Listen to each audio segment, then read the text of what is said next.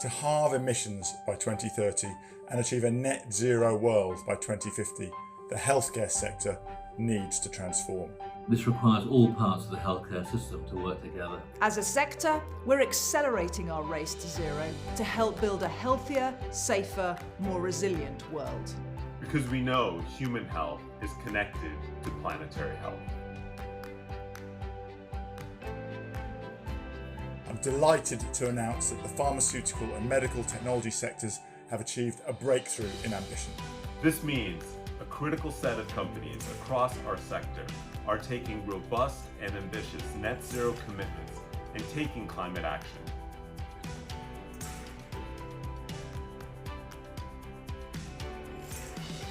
We are pushing the boundaries of technology to solve climate change and continue to improve the delivery of healthcare across the globe. This extends to all parts of the healthcare system.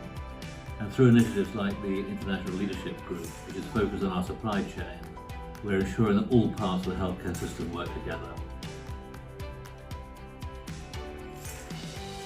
But it doesn't stop here. We're only at the start of transformative change. Because to protect and improve people's health, we need to come together to protect and improve our planet's health.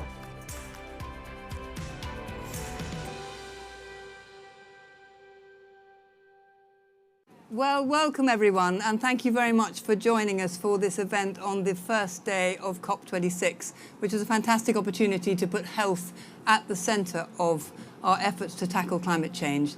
I'm Fiona Godley, Editor-in-Chief of the BMJ, and it's my great privilege to be chairing this session.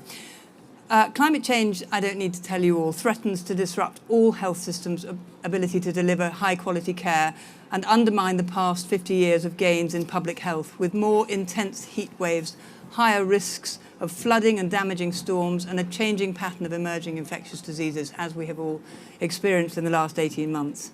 Health systems globally are responsible for some 4 to 5% of greenhouse gas emissions, and the healthcare sector has a vital role to play in climate change mitigation efforts, which will not only result in substantial reductions in emissions, but can often lead to enhanced patient care and staff satisfaction. In 2020, the NHS in England became the first healthcare system globally to set a net zero emissions target. This is a really, really landmark event. And as part of that ambition, a commitment was made to form a new international leadership group, recognising that achieving net zero emissions will require partnership with suppliers and healthcare professionals across the world. It is this group that is represented today, and we want to use this time to discuss the level of ambition that's possible, but also the opportunities for collaboration to achieve our shared vision for tackling climate change. And I think the crucial thing here is that unless we tackle the supply chain, we're not going to achieve this incredibly ambitious target. So I'm delighted to introduce our speakers for this event. First of all, Lord David Pryor, who is Chair of NHS England. David, thank you for joining us. And then we have Dame Emma Walmsley, who's the Chief Executive Officer of GSK. Emma, thank you for joining us. And we have Brad Smith, who is the President and Vice Chair of Microsoft. We also have a fourth member of our panel who is, I think, maybe joining late, or later, I should say, Gonzalo Munez, who is the high-level climate action champion for Chile for the last COP, COP25. And he is going to, I'm sure, hopefully join us later. So let me first of all, if I may ask you, David, how is the NHS in England approaching the climate challenge, and why have you convened this group? Well, look, we are a health system, not a sickness system. So healthcare is what we should be about. And I think for the last 20 or 30 years, we have progressively become what I would call a late-stage sickness service. And we've got to change that round and become a health service again. And I think that climate change is one of the biggest threats to health that any health system can face. So anything we can do now to prevent that from happening has got to be a good thing. And as a system, we are producing around 5% of total carbon emissions in the UK. So we have an absolute obligation to turn that around by working with partners like GSK and Microsoft to do that. And one other point I would make is that our people who work for the NHS, 1.5 million people, are as passionate about climate change as I am, or Nick Watts is, who leads this for the NHS. And so we need to work with them to inspire them to do this. So for all kinds of reasons, we need to be at the forefront of this. And tell us a bit about why the supply chain itself is so important. Well, the supply chain accounts for 60% of all the carbon emissions that health systems as a whole produce. So if we can't buy in our supply chain, we're never going to tackle climate change. And I would say this, that many of the people, and GSK and Microsoft among them, are well ahead of this. You know, we're not dragging them along with us. On the contrary, they are at the forefront of this movement. So working with our partners like GSK and Microsoft will enable us to make much greater progress. Brilliant, thank you. Should we pass the microphone along, or is that just for David? Fine, I think it's thank you very much indeed, David. I'll come back with some more questions, but I'm just passing on to Emma. What makes this initiative so important for GSK, and why have you joined this group? Well, first of all, can I check you can hear me? Yes. No. I think we'll use the microphone. It's going to be fun. Can you hear me? We've got more disinfectant, but anyway. So, well, first of all, I would say, Fee and David, I just want to really endorse the rather stark picture you lay out in terms of the direct link between the planet's health and people's health. You know, the science is absolutely clear, and Fee, you know, we saw that amazing representation with 200 medical journals just really emphasizing that was one of the biggest health risks, was what was going on in climate change. Mother Nature is screaming, whether it's cardiovascular impact, you know, in terms of the world heating up, whether it's pollution impacting respiratory disease, whether it's infectious diseases, you know, transfer from animals to human beings, waterborne diseases like cholera and typhoid, or the transfer of malaria. You know, all of these things can be really, really impacted by what's going on in terms of climate change. So the case is definitely there in terms of the direct link with health. And I should say we're obviously here to in part be inspired by the NHS's leadership in terms of health systems, but if you step back and take a global view, once again, as we've seen through COVID, it is definitely some of the countries that have less resilient healthcare systems that are suffering most. So we get back to this question of inequity. So there is a massive global challenge here. It's not just a national solution that we need to go for.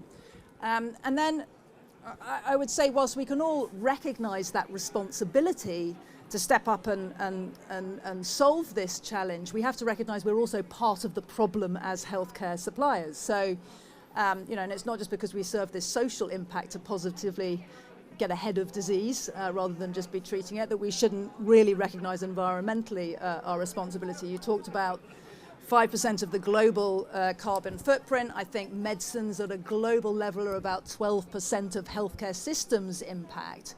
So we, alongside many others, whether it's in the pharma industry or other suppliers to the NHS, are incredibly pleased to have made our own commitments to be at net zero by 2030 in our case, and actually nature positive also by 2030, because the two are so linked.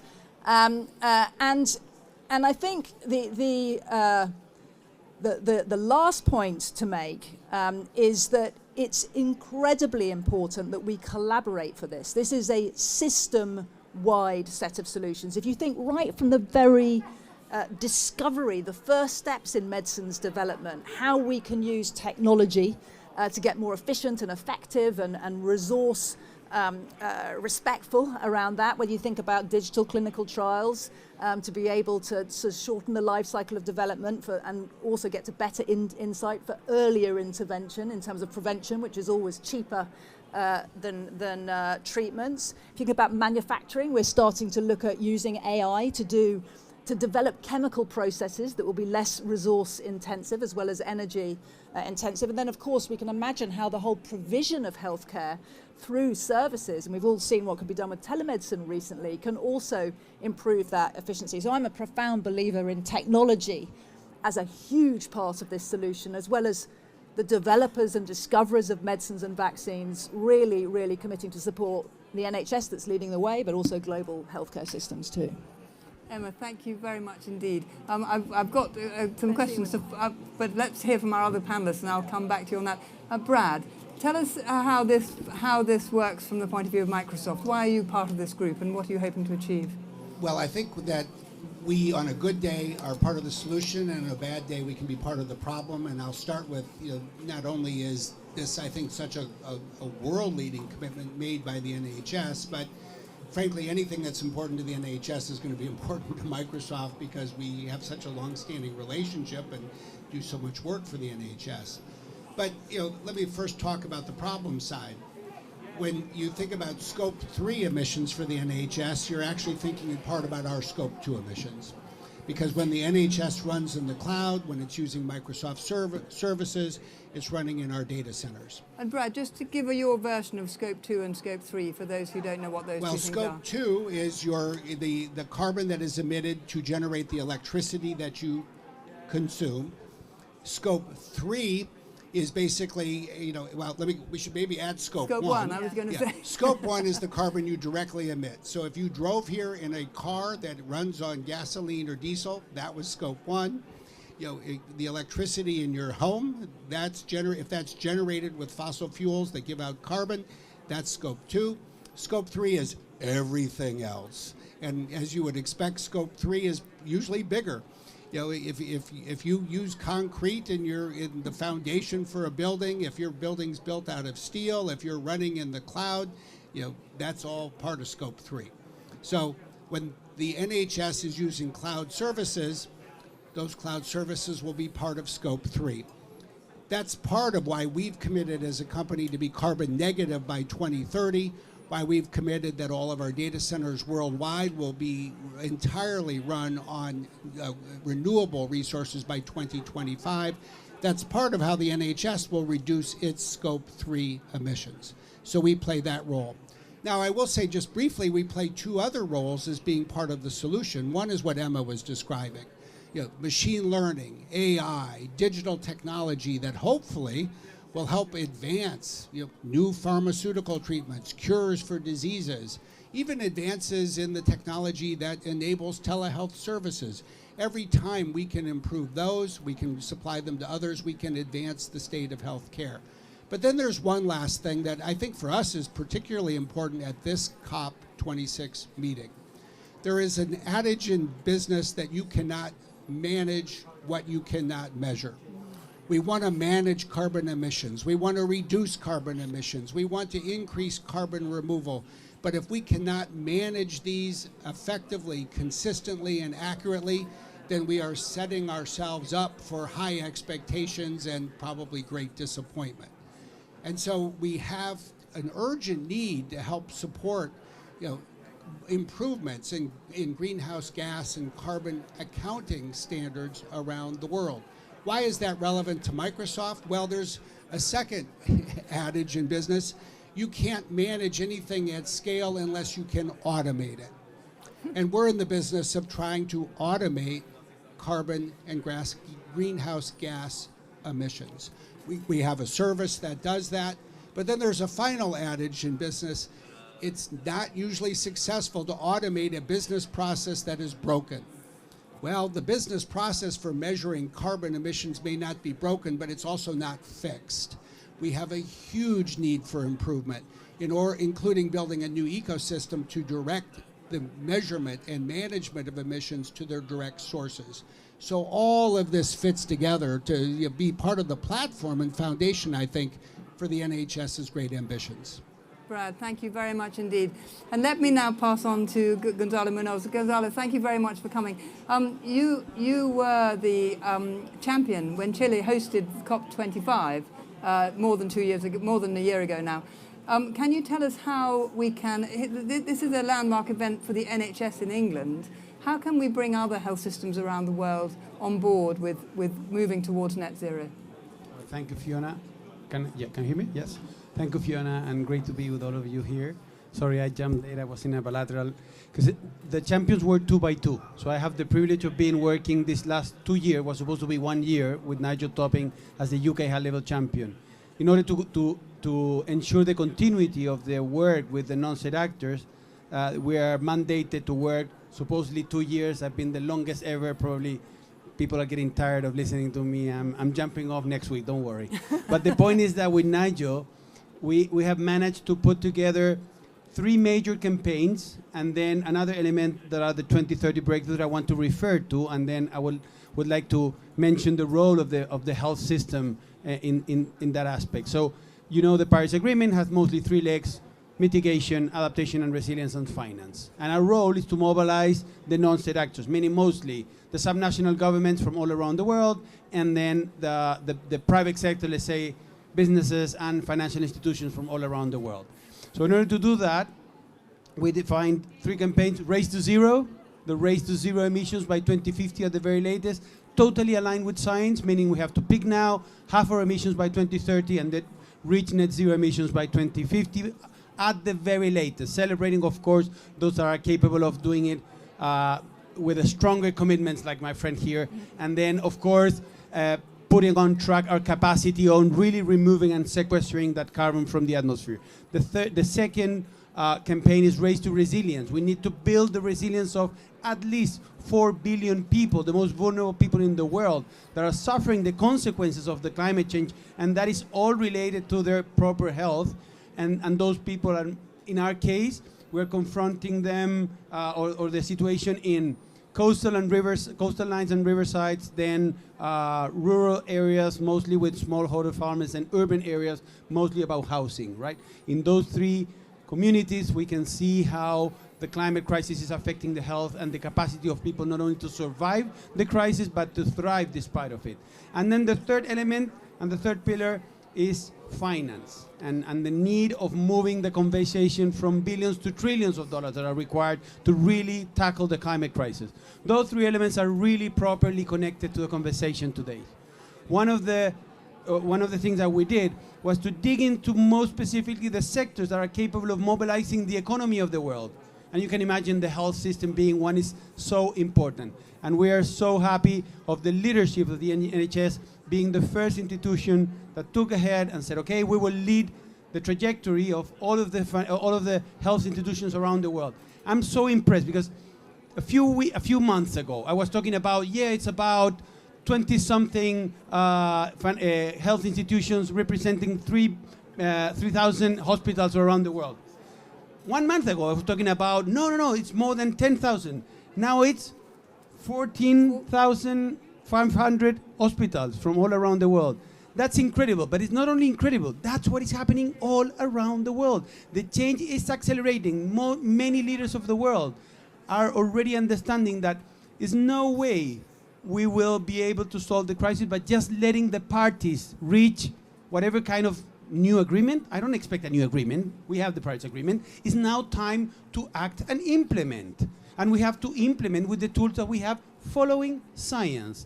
That's what NHS has done by leading this sector, not only through putting all of them together, including one hospital from my country, from Valdivia. I'm so happy about that. But also promoting that, as Brad was saying, in the whole value chain. The pharmaceutical companies from all around the world are also reaching what we call the breakthrough ambition. More than 20% of the major actors in that industry are already committed to Race to Zero, and then they are providing now the tools for change the trajectory and decarbonize the full of that sector of the economy. 31%, if I believe, are already in Race to Zero. So again, celebrating your commitments. What is important? Those elements will be absolutely critical to deliver the resilience of those communities. We need a health system all around the world that is not only moving towards the decarbonization of its own, but also empathizing with the people that are suffering the consequences and acting in advance. If we do that, the money is already there. We will announce probably tomorrow or in 2 days the new number for GFANs. In this moment, it's $90 trillion. $90 trillion that are already committed by Net Zero Asset Owners Alliance, the Net Zero Asset Managers Initiative, the Net Zero Banking Alliance, the insurance, and the service providers. All of them are putting together, in this moment, $90 trillion. Stay tuned to see the new number in 2 days. That money is looking for the activities that will provide the net zero and resilient world that we require urgently for solving the climate crisis and solving the conditions of the people that are suffering the health problems related to the climate crisis. That's what we're bringing to this COP, and we understand honestly that this is one of the most brilliant cases, not only because of what it represents, not only because of the impact, but also because how it's accelerating. So thanks so much to the three of you, because you represent the type of leadership that we require for those people there to listen to. Thank you very much indeed, Gonzalez. So can we get to some specifics? And maybe I'll ask Brad this so you can pass him the microphone, and then I'll come to Emma. How are you going to do this? It's you've got a period of time, you've got some major challenges as a global organization, you've got your own supply chain to deal with. Tell us some specifics about how you're going to do it. Well, for us at Microsoft, I think in some ways the first step that we took, and thankfully we did it in the last decade, was to apply across our business an internal carbon tax. So that put us on the path to measuring this more accurately. It is a tax that every part of the company actually has to pay. It's not just a shadow price that people know they would have to pay if we charged it. No, we actually charged it. We started with scopes 1 and 2. We added last year scope 3. And then we're using that to first incentivize everyone to drive down their carbon emissions.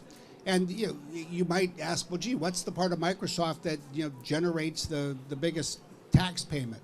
Turns out it's gaming, it's Xboxes, it's all of the electricity that is actually used by people around the world when they're playing games. That was a great incentive to help encourage people to devise Xbox advances that would reduce energy consumption. So, and then of course we have this extraordinarily intensive effort around data centers. Just because as we are growing electrical use because we're expanding data centers, but we have to shift to renewable energy. So if you just look at, if you want to look around the world for some of the largest teams that are out working with electrical generators as to how to move the grid to more renewable energy, you actually look at some of the big tech companies. So we've been putting in place purchase power agreements. We're already focused on how we move beyond that to work with people who operate the grid so that we have by the end of the decade 24/7 generation coming from renewables directly to our data centers. Those are just two examples. I mean, what you really find when you get into this is that it forces you to go through every business process that you have, and you have to start with yourselves. That's the beauty of scopes 1 and 2. And then you work your way all the way back through the supply chain, to the makers of concrete and the manufacturers of components. And we're partnering with our supply chain. Everybody has to report their emissions. We're collaborating with them to help them reduce their emissions. I expect there will come a point when we may factor this in even more towards our own procurement to favor suppliers that have lower emissions. So, it's transforming every part of the economy, every part of every business. Brilliant. Thank you very much, Brad. Emma, so the same question to you. Tell us about GSK, the actual steps that you're going to need to take. Well, first of all, I think it really is about action now. And what's wonderful about this huge mobilization to make public commitments, and ours aren't that far away. I mean, we have plenty that are actually out to 25 and then, completed with this goal by 2030. And I think everyone will see the bar keep raising and expectations keep raising on that. So we literally have not only annual plans, but even down to quarterly plans, both on our carbon impact and our nature impact. And I think hopefully we're going to see raising expectations on disclosure on this as well, which will mean much more public reporting, which helps keep the incentives in place around this, as well as actually literally putting incentives through the organizations for it. For us, in terms of just sort of three things I cover, specific actions on scope 1 and 2. I mean, I can give a very local example. Just in the last month, we made big progress on all of our renewable electricity commitments. So I think we're at globally about 67% of our electricity is renewable. We'll be at 100 by 2025. And we made big investments just in Irvine up the road in Scotland and some others in the US recently around that. And I think this year to date, even we're at down 15% in terms of our impact on scope 1 and 2. But as Brad has said, I mean, like many companies, 90%, in fact, it might be even slightly more, 90% of our impact is on scope 3. So that is from our suppliers. So just as I am a supplier to David, we also have the impact with and the partnership with our suppliers. And then actually, arguably even more so in our case, patient use of our products all the way right through to the sort of the full circularity of them. So with suppliers, actually, this is where this radical collaboration is so important. And also we are working right now, and hopefully with some more news on that in the relatively near future, with our competitors. I mean, these are the moments where whole sectors can come together and say, how can we partner to help our suppliers kind of rise up to deliver? But then actually, and I'll give you the example, we're the world leaders in respiratory medicines. And we have one inhaler, which is life-saving at global scale. Millions of people use it every single day, but it has a propellant in it, which as a consequence represents 45% of our carbon footprint. And it helps get this much needed medicines into people's lungs, but we need a green propellant. And so we are working right now, we're already preclinical, and we're working really hard to be able to replace that with a propellant that will be 90% less impact, innovating with smaller companies to bring this innovation through to solve. We also have other, what's called a dry powder inhalers, which have a 24th of the impact, and we're working hard now on having hopefully a sort of zero impact inhaler coming through. So lots of work on scope 3, and that really is the biggest priority. And then lastly, we're just so struck by this, that as Sir David Attenborough said just now in the opening, by the fact that nature is our ally in this journey, and how much we should be invested in being nature positive through this, whether that is, water sufficiency, also how making sure, I mean, a particular example I will give you is we are signed up for the Leaf Coalition, which is, again, as we heard one of the great activists saying just now, when we look after the trees look after us. The forests are the lungs of the planet. They clean water, they clean air, and so being signed up for the Leaf Coalition, which hopefully will mobilize $1 billion of funding to help really fight the deforestation agenda, is another very concrete and specific thing we're proud to be part of. Lots to do. It's not going to be easy. There'll be stumbles along the way, but it's wonderful to be making public commitments and be part of an industry and a whole sort of value chain of supply through to health impact that is really committed to getting this done. Brilliant. Thank you so much, Emma. David, this is clearly a partnership, and fantastic to have suppliers of such importance contributing to this really important goal. Obviously to some extent it's carrot, but there is a stick involved, isn't there? I mean, Brad mentioned that there may be procurement decisions in the future which would take into account people's performance, and you at the NHS have got 80,000 suppliers. How do you imagine that balance between carrot and stick working, and at what point might you begin to say, well, we're not going to buy from this other supplier because they're not pulling their weight? There will be a stake. I mean, from 2023, we will not be buying from companies that had not signed up to 2045 as a backstop date for getting their own emissions down to net zero. So there will be a stake. But frankly, it's not going to be necessary, I don't think, Fiona. I mean, it is not as if we are trying to drag recalcitrant people towards net zero. I mean, you've heard from what Microsoft and GSK are doing. I mean, they are at the vanguard of this, and most of our suppliers are. So I don't think there's going to be much stick. I mean, I'd make 2 points, I think. I mean, firstly, we've got to have some metrics that are out in the public domain that we all subscribe to. We've got to measure what we're doing. The grandiose sort of chief executive of a big FTSE 100 company who says, well, by 2050 we'll have recovered all the carbon that we ever produced. The fact is, you've got to see that they're actually doing it. And Microsoft have actually got very definitive plans of how they're going to do it, to which they will be held account in the sort of the court of public opinion, if you like. The second thing is that in the UK, because the NHS has a very special place in the hearts of people the hearts of people in this country, we do have an influence that goes beyond just our purchasing power, and I think there is a moral imperative here. And as the sort of one of the anchors of British society, I think we have an absolute obligation in the NHS to be providing leadership in this area. Fantastic. I think I would 100% agree with that.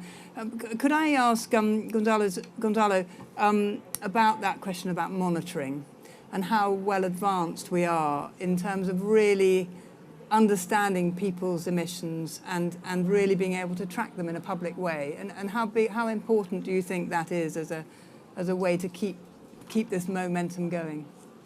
Well, that it's a complex question in terms of not only tracking, but then avoiding double counting, for example, and see who owns each part of the emission or who's responsible of sequestering at the same time, right? The positive and the negative.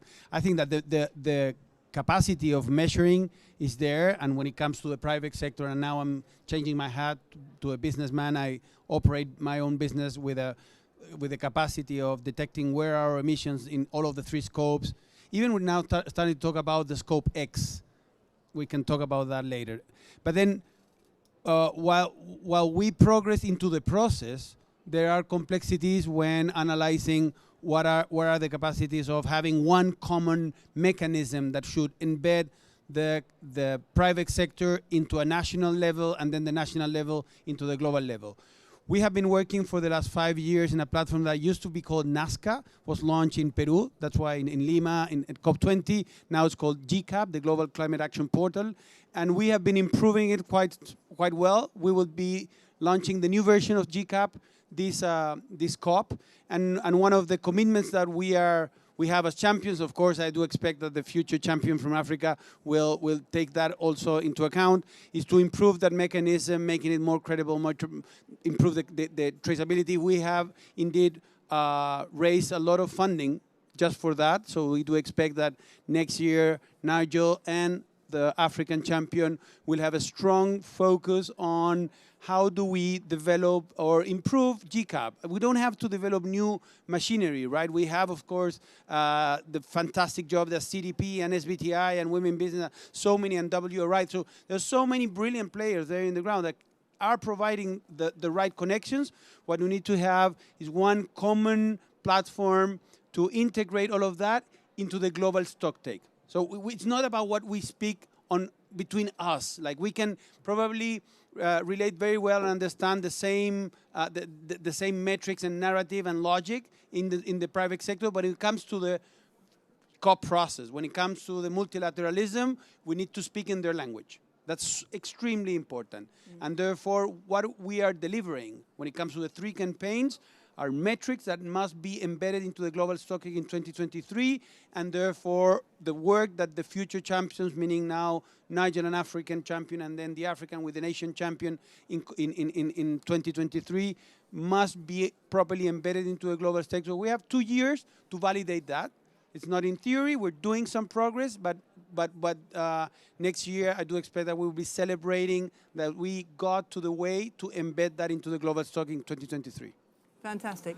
And I'm just going to ask, if I may, both Emma and Brad, what would you see the major challenges ahead in the next 5 to 10 years? What are you going to have to overcome in reaching this target? Emma, Brad. No, look, I'll keep going for this purpose back to measurement, just because I worry so much that if we fail to get the measurement systems and the transparency reporting down accurately, we're just going to, first of all, confuse ourselves about the progress that we're making. I also worry that without accurate measurement, we're going to build cynicism in the public. In the last 2 years, 1,500 companies have made net zero pledges. Those 1,500 companies have $11.4 trillion in revenue. But if time goes on and people lose confidence in the monitoring, the transparency, then the measurement, then it's going to just create it's going to create a much bigger problem that we need to solve.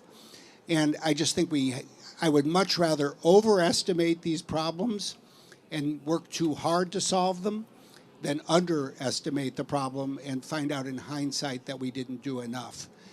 And so when it comes to measurement, I'll just then conclude by saying 2 things. One is, we really, the good news is it has become a topic of interest and importance, and people are seizing on it to create the kinds of emissions standards that we need to really focus on what it means to what should count even towards net zero, especially on the removal side of the ledger.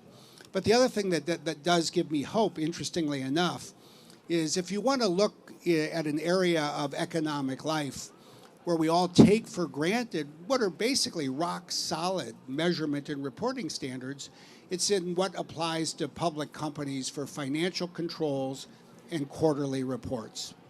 You know, when there's an incident of fraud in one of those companies, it's big news because it is so rare. And one of the things that also gives me hope is when I see now at Microsoft, part of my compensation each year is actually tied to making progress in reducing our emissions and moving towards net zero. I find that that's what finally moved the needle in diversity and inclusion more broadly. But there's a second thing that happens when you do this. Once you tie progress in carbon emissions to executive compensation, you actually make it subject to financial controls because you have to report on this aspect of your financial performance. So it's a way of jump-starting this. And so I think these are real problems, but I think it's right that we focus so hard on solving them, and we are. Well, as usual, I agree with everything that Brad said. So I think really well put. Fundamentally, I'm exceptionally optimistic about the private sector's commitment to this, for many of the reasons that David said as well. I think you are definitely seeing public companies step up, not just because it's the right thing to do, but because it really, really improves our resilience. We need to get ahead of regulation. And frankly, our people rightly want it. So you want to recruit the best and motivate the best.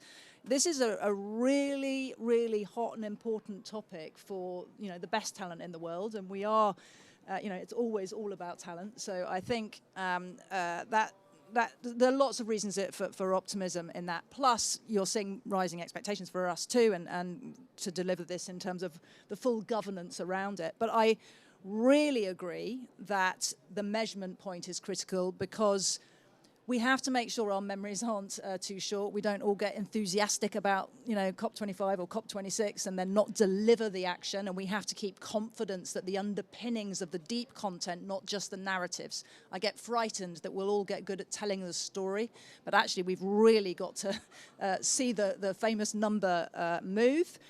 And I also think that as well as the sector stepping up, I would really, and measurement being defined, I'm really hoping to see government set consumer incentives around this appropriately. And so there is regulation that has to come into play. And most of all, what I think is going to be most challenging is how we make this an equitable transition at global scale. And I reflect on that a lot, just as we opened up again, celebrating the NHS, and to many of your comments, the health systems and the countries and the people of the world that pay the price most of the direct impact of climate change are those that can afford it least. We've seen that happen all the way through the last 2 years, and I just really hope that we're able to keep that global perspective, as well as where we list our companies and make our money and you know, can communicate effectively on this really important agenda. Brilliant. Thank you very much, Emma. David, you know, the year of the pandemic, continuing pandemic we're in, the NHS has got a lot of priorities. How do you persuade people, you know, of influence across the NHS to act on this? Well, look, the pandemic has shown that when the NHS as a healthcare system works with its partners, it can achieve extraordinary things in a very short period of time.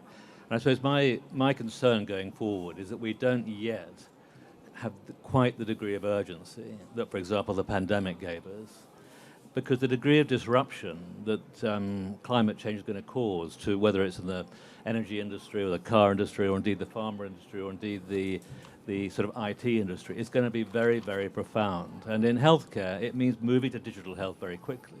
It moves meeting prevention very quickly.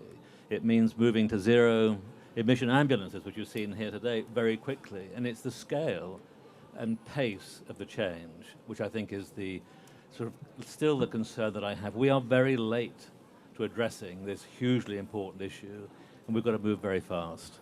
Should NHS chief executives have climate targets as part of their remuneration? Well, of course, the remuneration of NHS chief executives is considerably less than that of my colleagues on my right down here. But look, I think they are going to be held to account for this in the court of public opinion, frankly. If we don't get with it, then it'll be made very clear to us. So it may or may not be linked to a remuneration, but it's absolutely going to be linked to the way the performance of chief executives of the NHS are judged. Thank you. We're coming to the close now. A final word from each of you, if you may, and I'll start with Gonzalo. What would be your message to industry leaders within the health sector to make a difference? What would you like most to see them do?